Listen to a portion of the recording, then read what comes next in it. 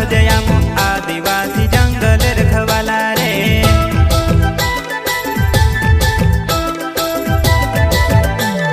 चल जंगल जमीन काजे पूजे रे आदिवासी दुनिया ने रखवाला रे।